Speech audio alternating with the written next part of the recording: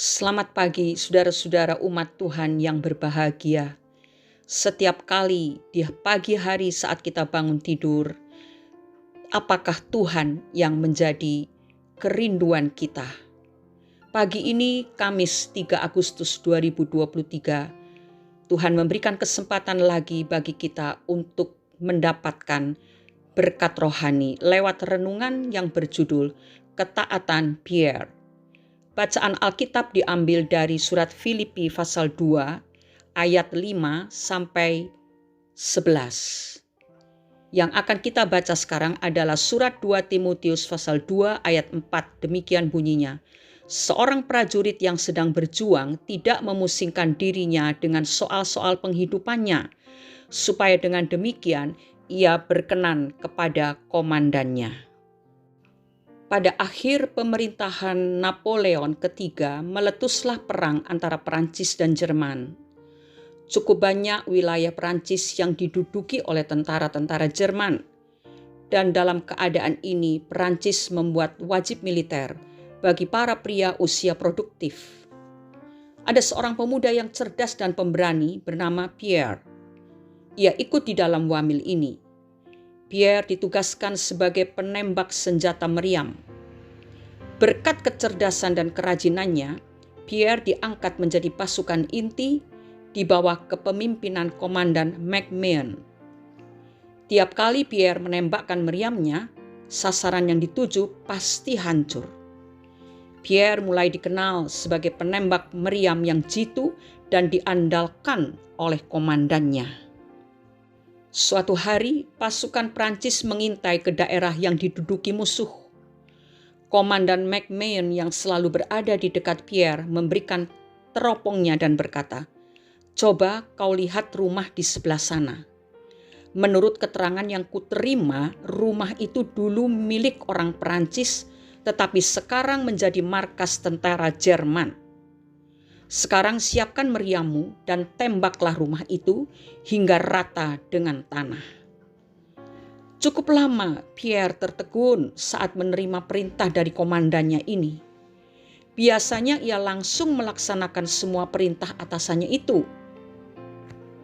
Setelah dapat menguasai diri, Pierre pun berkali-kali meluncurkan tembakan dari meriamnya sehingga rumah yang menjadi sasarannya menjadi rata dengan tanah. "Bagus Pierre, kau sungguh hebat. Kau prajuritku yang sangat handal," kata Komandan McMahon memuji kehandalan Pierre. Pujian itu terhenti karena Komandan McMahon melihat Pierre tertunduk sambil menangis. Kemudian dia bertanya, "Pierre, mengapa engkau menangis?" "Komandan, tahukah Anda bahwa rumah yang baru saja kutembak tadi adalah rumahku sendiri? Dengan susah payah aku menyisihkan gajiku untuk membangun rumah itu. Tetapi dengan tembakanku sendiri baru saja aku meratakannya dengan tanah," kata Pierre menjelaskan. Komandan McMahon terdiam, namun hatinya sangat kagum pada ketaatan Pierre. Ketaatan penuh dari seorang prajurit teruji dalam situasi yang menuntut pengorbanan yang sangat besar. Kadang-kadang ketaatan membuat kita bertindak di luar logika, bahkan membuat kita memutuskan untuk mengorbankan sesuatu yang sangat berharga. Saudara-saudaraku, ketaatan adalah unsur yang sangat penting dalam iman kita sebagai orang percaya, karena ketaatan merupakan tolok ukur seberapa besar iman dan kasih kita kepada Tuhan. Ketika kita melakukan firman Tuhan dengan hati yang taat, kasih kita kepadanya menjadi nyata. Yesus sendiri yang memberikan prinsip ini ketika ia berkata, "Makananku ialah melakukan kehendak Dia yang mengutus aku dan menyelesaikan pekerjaannya." Injil Yohanes pasal 4 ayat 34. Yesus sudah memberi teladan ketaatan seperti yang dimiliki oleh seorang prajurit.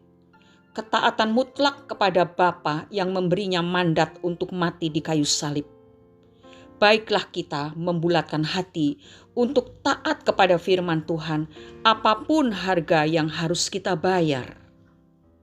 Saudara-saudaraku, setelah kita mendengar renungan ini, marilah masing-masing kita mengukur seberapa besar ketaatan kita akan perintah-perintah Tuhan yang selama ini kita dengar, yang selama ini kita baca. Bila saudara merasa saudara sudah cukup taat kepada perintah Tuhan, mari tambahkan ketaatan itu. Tetapi bila ada saudara yang merasa terlalu banyak aku melanggar perintah Tuhan, mari mulailah memaksakan diri kita untuk taat dan tunduk kepada perintah-perintah Tuhan. Sebab Amsal pasal 13 ayat 13 berkata, siapa meremehkan firman, ia akan menanggung akibatnya. Tetapi siapa taat kepada perintah akan menerima balasan. Mari kita berdoa. Bapa di surga, kami mengucap syukur untuk hari ini, di mana Tuhan sudah memberikan kepada kami pengajaran agar kami taat kepada perintah-perintah-Mu. Meskipun kami harus mengorbankan keinginan pribadi kami. Mampukan kami ya Bapa untuk menjadi orang yang sanggup mengalahkan diri sendiri, sehingga kami dapat menjadi seseorang yang taat dan tunduk kepada perintah Tuhan. Dengan demikian kami menyenangkan hati-Mu ya Bapa. Roh Kudus yang selalu menyertai kami, menguatkan dan menolong kami, sehingga kami dapat menyatakan kasih kami kepada Tuhan lewat ketaatan kami ini. Di dalam nama Tuhan Yesus Kristus kami sudah berdoa dan mengucap syukur. Amin. Ketaatan yang disertai dengan sikap rela berkorban adalah bukti kasih kita kepada Tuhan. Selamat beraktivitas saudara-saudara. Saudara boleh melakukan apa saja sesuai dengan profesi saudara masing-masing, tetapi tetap dalam ketaatan akan perintah-perintah Tuhan. Tuhan Yesus memberkati saudara-saudara semua. Amin.